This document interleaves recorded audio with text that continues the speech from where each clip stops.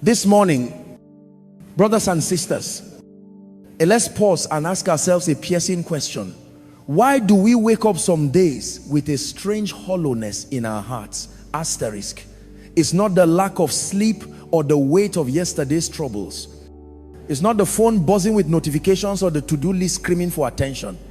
No, it's something deeper, a quiet cry from within, whispering, asterisk, Lord, I need you. Asterisk. We often rush past it, or don't we? We drown it out with the noise of life. But today, let's stop. Let's listen. That emptiness isn't a void, it's a sacred space carved out for God himself to feel.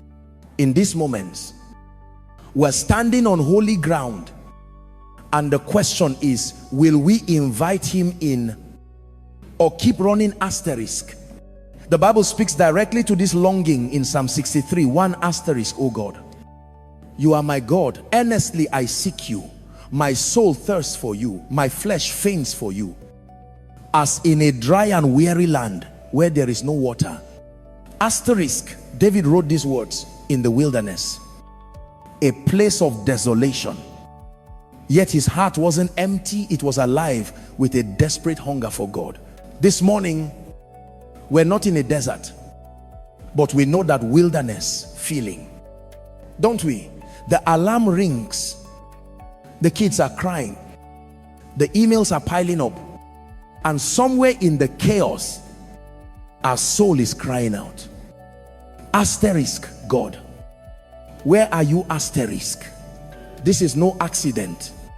This is the Spirit stirring us, waking us up to a truth we often ignore. We were made to crave him. Let's be honest with ourselves. How many mornings do we leap out of bed? Not to seek God, but to chase the demands of the day.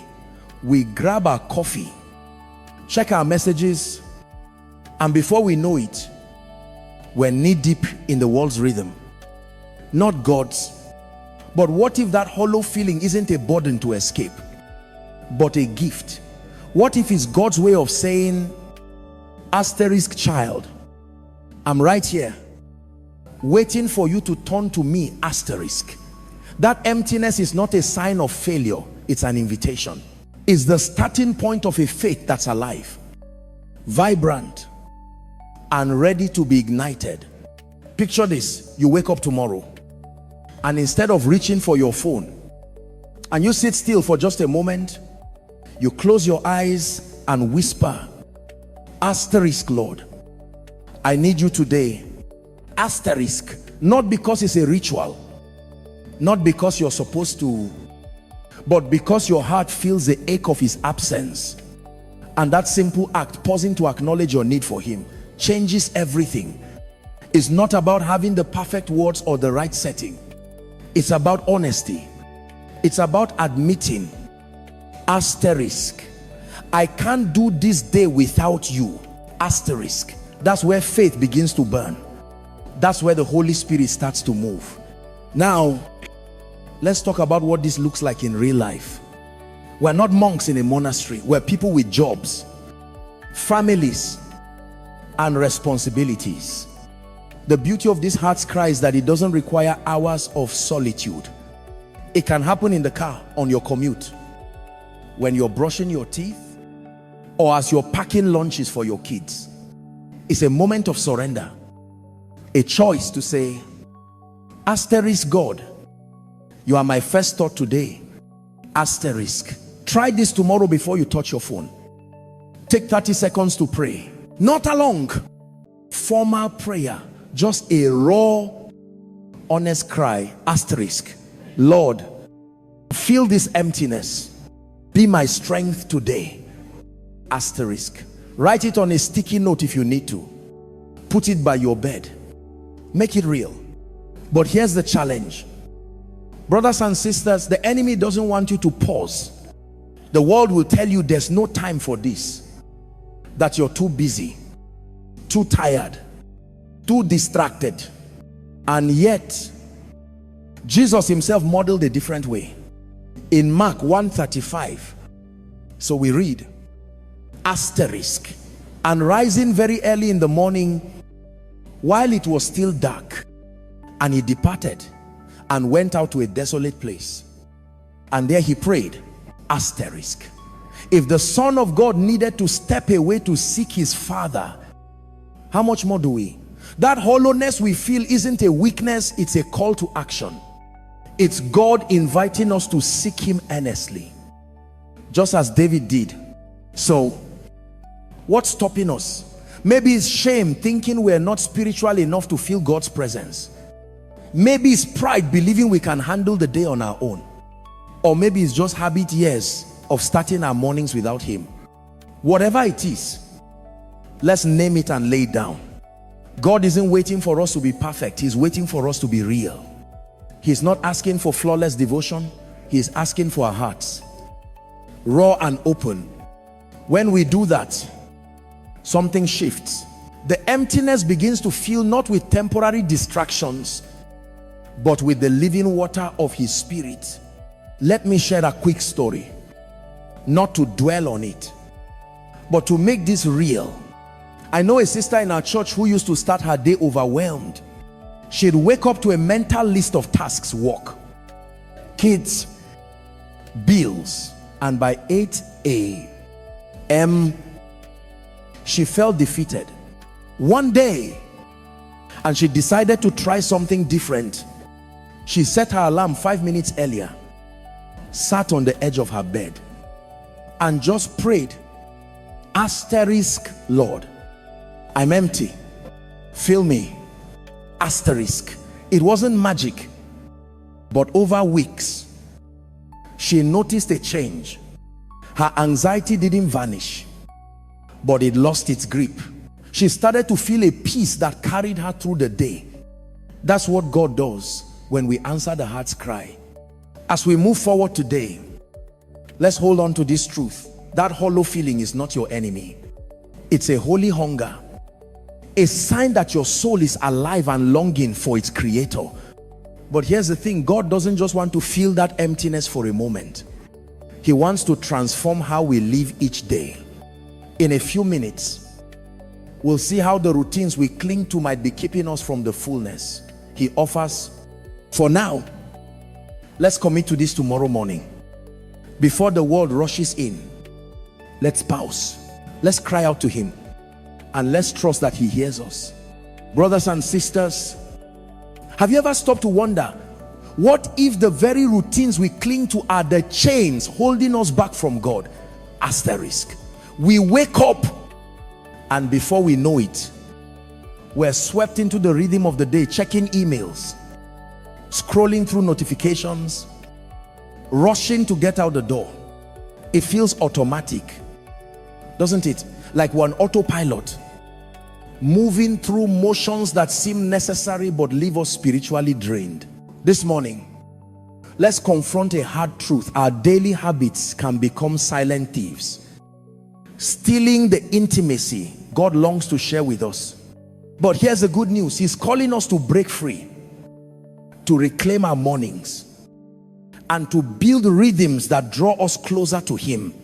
The Bible gives us a clear warning in Isaiah 29:13 asterisk. These people draw near with their mouth and honor me with their lips, while their hearts are far from me, and their fear of me is a commandment taught by men.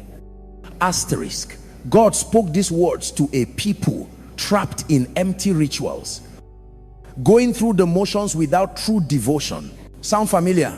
We may not bow to idols of stone, but we bow to the idol of busyness, don't we? We let the demands of the day dictate our focus, and before long, our hearts drift far from the one who made us. Today, let's challenge ourselves. Are we living for God's rhythm or the world's asterisk? Let's picture a typical morning. The alarm blares, and instantly we are pulled into action. Maybe it's the kids needing breakfast, the dog barking, or the mental checklist of deadlines. We tell ourselves, asterisk, I'll pray later. I'll read the word tonight. Asterisk. But later becomes tomorrow. And tomorrow becomes never. The routine takes over. And God gets the leftovers, if anything at all. This isn't just a scheduling problem, it's a spiritual one. Our habits shape our hearts. And when we prioritize the world's pace, we're saying, asterisk God.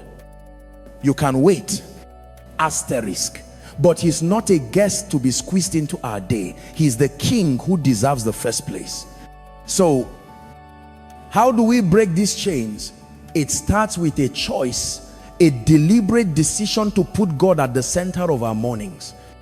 This doesn't mean we need hours of uninterrupted quiet time. It means we reorient our hearts from the moment we wake.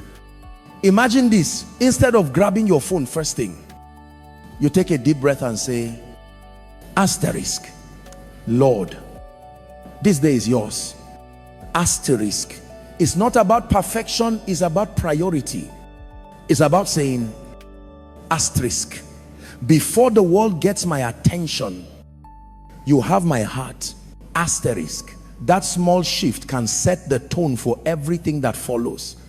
Here's a practical way to make this real. Start with what I call the first 5. Dedicate the first 5 minutes of your day to God. No phone, no distractions, just you and him. Maybe he's reading a single verse and reflecting on it. Maybe it's a short prayer of surrender. Maybe it's just sitting in silence, letting his presence wash over you. 5 minutes may sound small, but it's a seed.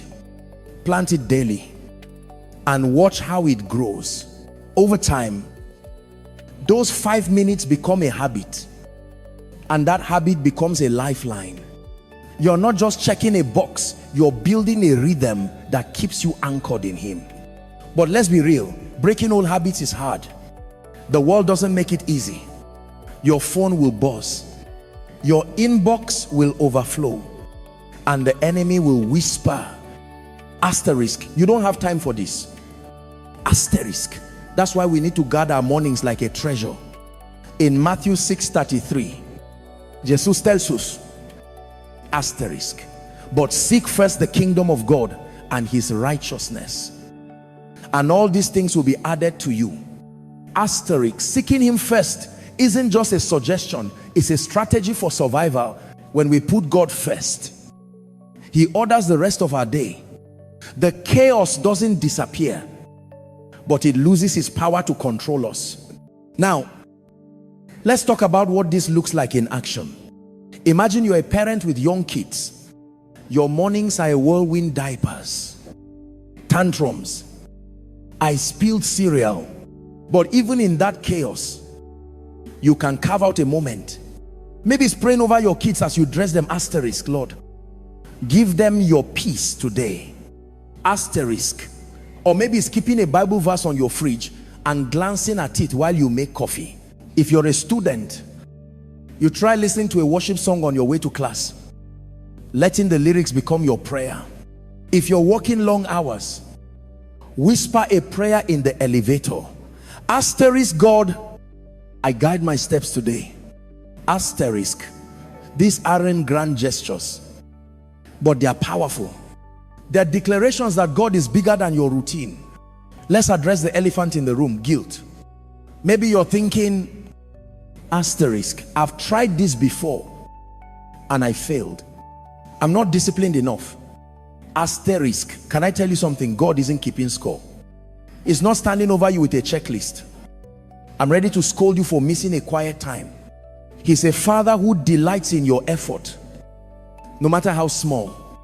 If you stumble, get up and try again. Lamentations 3:22-23 reminds us, asterisk, the steadfast love of the Lord never ceases. His mercies never come to an end. They are new every morning. Asterisk. Every morning is a fresh start. His grace doesn't run out, even when your energy does. Here's a quick example to bring this home. A brother in our congregation shared how his mornings used to be consumed by work emails. He'd wake up stressed, already behind before the day began. Then he started a simple habit, reading one psalm before opening his laptop. At first, it felt awkward, forced, but over weeks, he noticed a shift. His heart felt lighter. His work didn't change, but his perspective did. He began to see his job as a mission field, not a burden. That's what happens when we break the chains of routine. God transforms not just our mornings, but our entire lives. As we close this part, let's hold on to this truth. Our routines don't have to imprison us. They can become pathways to God's presence if we choose to make him first. But breaking free is only the beginning. In the next few minutes, we'll explore how to hear his voice in the midst of life's noise. Because God isn't just waiting for us to seek him. He's speaking, longing for us to listen. Brothers and sisters, let me ask you something that cuts deep. When was the last time you truly heard God's voice asterisk? Not in a booming, dramatic moment, but in a quiet whisper that stopped you in your tracks. Life is loud, isn't it? The clamor of deadlines, the chatter of social media, the endless hum of responsibilities is like a storm that drowns out everything else. Yet, in the middle of that chaos, God is speaking. He's calling your name, offering guidance, peace, and purpose. The question is, are we listening? Or are we too caught up in the noise to hear him asterisk? This morning, let's learn how to tune our hearts to his whisper. No matter how wild the storm, the Bible gives us a powerful picture in 1 Kings 19:11-12, asterisk. And behold, the Lord passed by, and a great and strong wind tore the mountains, but the Lord was not in the wind. And after the wind, an earthquake, but the Lord was not in the earthquake. And after the earthquake, a fire, but the Lord was not in the fire. And after the fire, a low whisper, asterisk. This was Elijah, standing on a mountain, desperate for God's voice. He expected thunder and spectacle, but God chose a whisper. Isn't that just like him? In our loud, chaotic lives, God doesn't always shout. He whispers, and it's in the stillness that we find him. Let's be real, stillness doesn't come naturally. Our days are a whirlwind. Maybe you're juggling a demanding job, raising kids, or navigating a season of uncertainty. The noise isn't just external, it's internal too. The worries that keep you up at night, the doubts that creep in, the mental to-do list that never stops. We tell ourselves, asterisk, I'll hear God when things calm down, asterisk. But here's the truth, life doesn't pause. If we wait for the perfect moment to hear God, we'll miss him altogether. The good news, he's speaking right now in the middle of your chaos. We just need to learn how to listen. So, how do we do that? It starts with creating space, small, intentional moments to quiet the noise. This isn't about escaping life. It's about inviting God into it. Think about your day. Where can you carve out a pocket of stillness? Maybe it's turning off the radio during your commute and praying instead. Maybe it's stepping away from your desk for 2 minutes to breathe and ask. Asterisk, Lord, what do you want me to hear? Asterisk, these moments don't have to be long, but they have to be deliberate. They're like tuning a radio, cutting through the static to find his frequency. Here's a practical step. Try the pause and pray habit. 3 times a day: morning, midday, and evening. Stop for 1 minute. Close your eyes, take a deep breath, and ask God to speak. Say, asterisk, Lord, key at my heart. Let me hear you. Asterisk. Then listen. You might not hear an audible voice, and that's okay. God speaks through his word, through a gentle nudge in your spirit, through a moment of clarity. Psalm 46:10 says, "Be still and know that I am God." Asterisk, that stillness isn't just a luxury, it's a command, a lifeline that connects us to his voice. But let's talk about the obstacles. One of the biggest is distraction. Our phones are buzzing, our minds are racing, and the world is screaming for our attention. It's not just about turning off notifications, it's about guarding our hearts. Jesus warned in Mark 4:19 that the asterisk cares of the world choke the word and it proves unfruitful. Asterisk, those cares are real bills, relationships, the health, but they don't have to drown out God. When we choose to pause and listen, we're saying, asterisk, God, you are louder than my worries. Asterisk, that's an act of faith, and it's where his voice becomes clear. Another obstacle is doubt. Maybe you're thinking, asterisk, what if I don't hear anything? What if God's not speaking to me? Asterisk. Can I encourage you? God is always speaking through his word, his spirit, his creation. If you don't hear him, it's not because he's silent, it's because you might need to tune your heart. Start with scripture. Pick a verse each day, maybe from the Psalms or the Gospels, and read it slowly, asking, asterisk, God, what are you saying to me here? Asterisk. Write down what stands out. Over time, you'll start to recognize his voice like a friend you've grown to know. Let's make this practical. Tomorrow, we try this pick one verse to carry with you. Let's say it's John 16:33, where Jesus says, asterisk, in the world you will have tribulation, but take heart, I have overcome the world. Asterisk. Write it on a note, put it in your pocket, or set it as your phone's lock screen throughout the day. When the chaos hits, glance at that verse and pray, asterisk, Jesus, remind me you've overcome this. Asterisk is a small act, but it's powerful. It's a way to anchor yourself in his truth, no matter how loud the world gets. I want to share a brief story to show how this works. A friend in our church was struggling with anxiety. Her days felt like a blur of stress, and she couldn't sense God's presence. One day, she started a simple habit. Every time she felt overwhelmed, she'd step outside, look at the sky, and pray, asterisk, God, speak to me. Asterisk.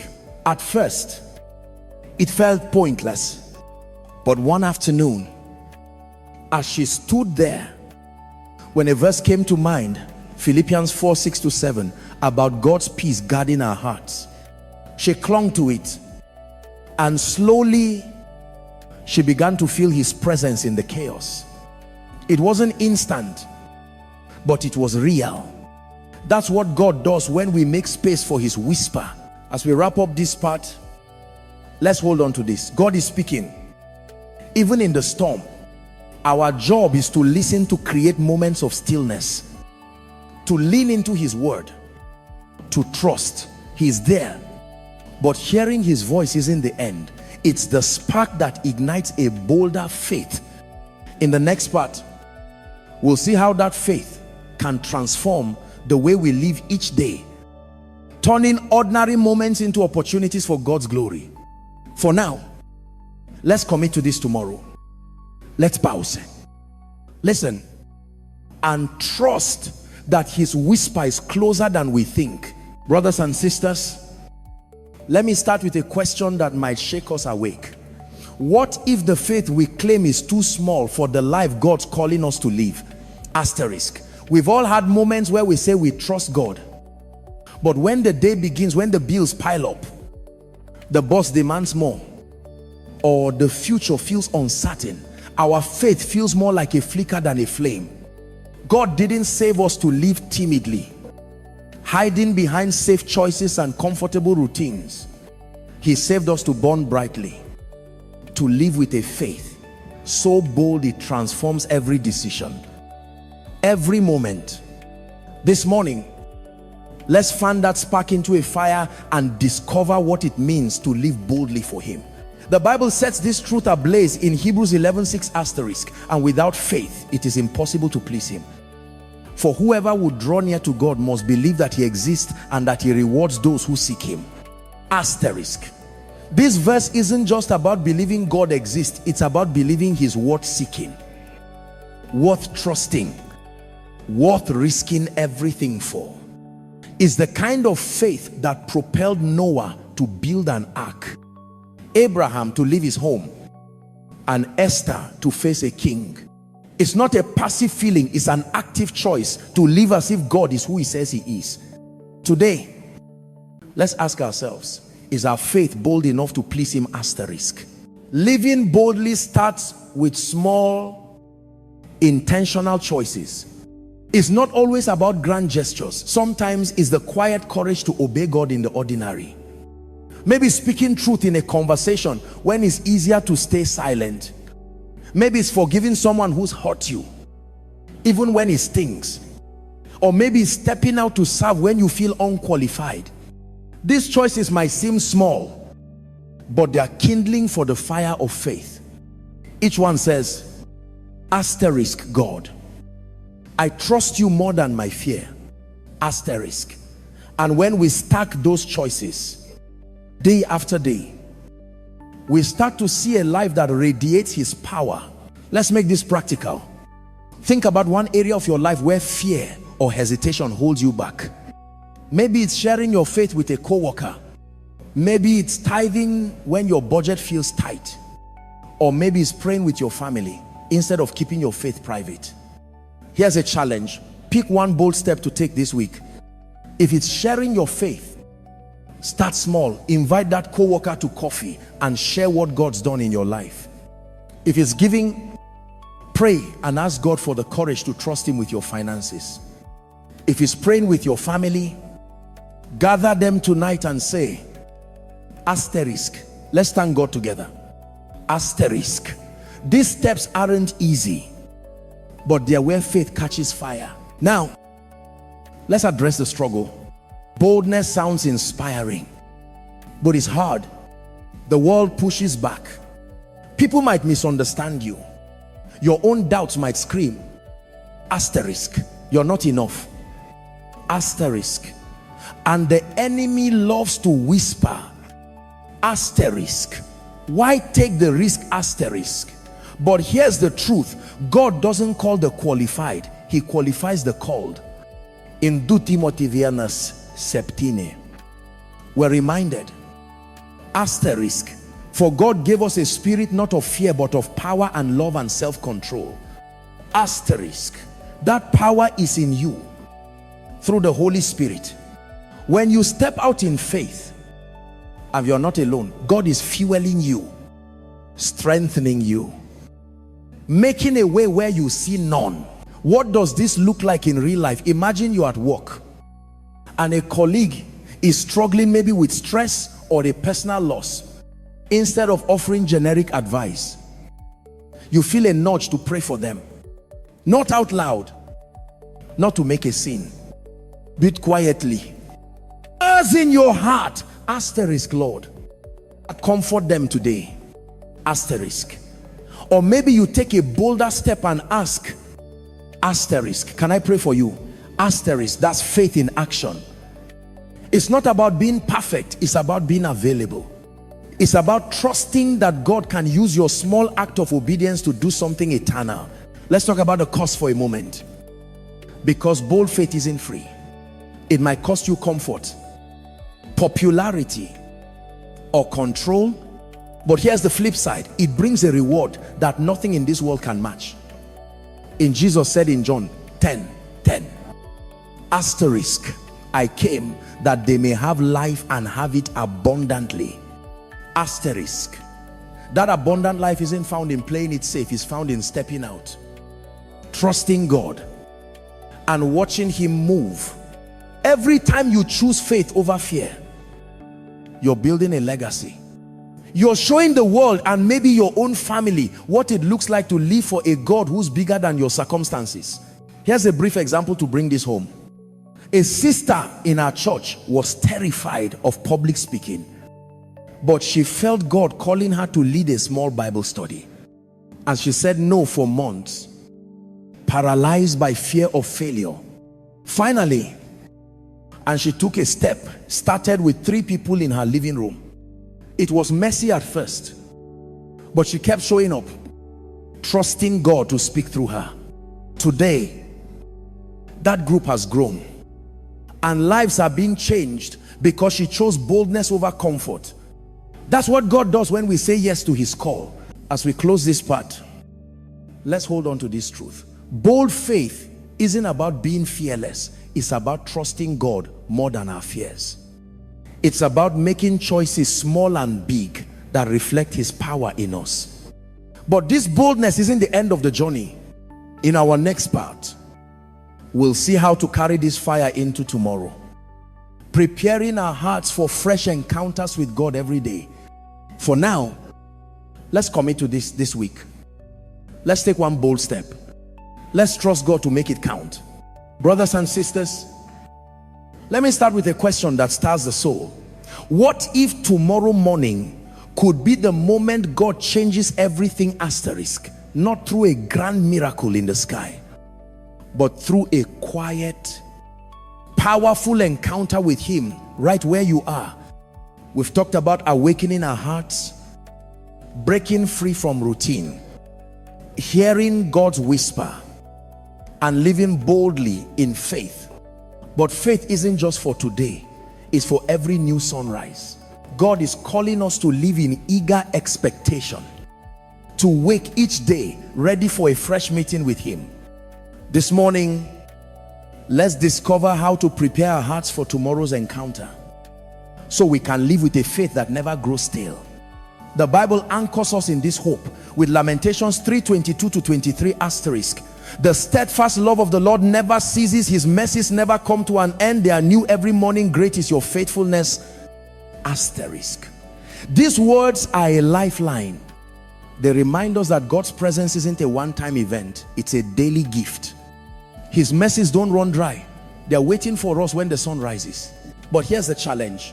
Are we ready to receive them asterisk? Are we preparing our hearts to meet him? Or are we stumbling into each day unprepared? Letting the world set the tone today. Let's choose to live with anticipation. Are ready for God to move. Preparing for tomorrow starts tonight. It's about setting the stage for a morning where God is the first voice we hear. Think about your evening routine. Maybe it's Netflix, scrolling social media, or worrying about tomorrow's tasks. What if instead you ended your day with a moment of surrender? Before you go to bed, take a minute to pray asterisk. Lord, prepare my heart for you tomorrow asterisk. Read a verse, maybe from the Psalms, and let it sink in. This isn't about adding a burden, it's about aligning your heart with his. So when you wake, you're already tuned to his presence. Here's a practical way to make this real. Create a nightly anchor. Choose one simple act to close your day with God. It could be writing down one thing you're thankful for, praying a short prayer, or reading a single verse. For example, try Psalm 4:8 asterisk. In peace I will both lie down and sleep, for you alone, O Lord, make me dwell in safety asterisk. Let those words be your anchor, reminding you that God is with you even in your rest. When you wake, carry that peace into the morning. Start your day by whispering asterisk, Lord, I'm ready to meet you. Asterisk is a small habit, but it's a seed that grows into a life of expectation. Now, let's talk about the obstacles. One of the biggest is complacency. We get comfortable, don't we? We think asterisk, I'll seek God when I need him, when life gets hard. Asterisk. But faith that's alive doesn't wait for a crisis. It's a daily pursuit. It's a choice to expect God's presence even in the ordinary. Another obstacle is distraction.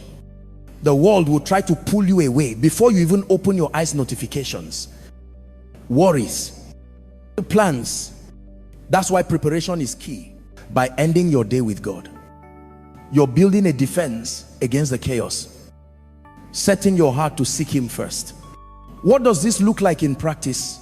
Imagine you're a student swamped with assignments. Before bed, you take 2 minutes to pray. Asterisk. God, thank you for today. Give them a tomorrow. Asterisk. You jot down one verse that spoke to you.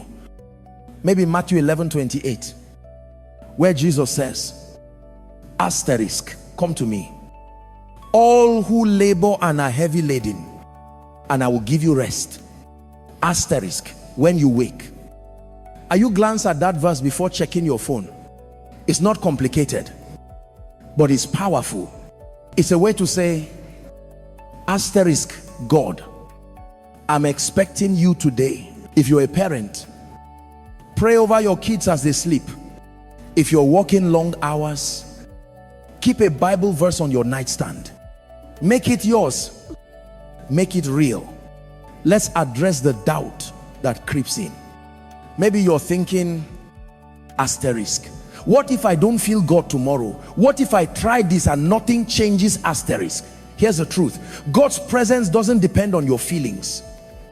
He's there, whether you sense him or not. Isaiah carried to trade to promises. Asterisk. Those who wait for the Lord shall renew their strength. Asterisk. Waiting isn't passive, it's active expectation. It's trusting that God is working even when you can't see it. If you don't feel him right away, keep showing up, keep praying. I'll keep reading. Keep expecting. He's faithful and his mercies are new every morning. Here's a quick story to make this real. A brother in our church was stuck in a rut.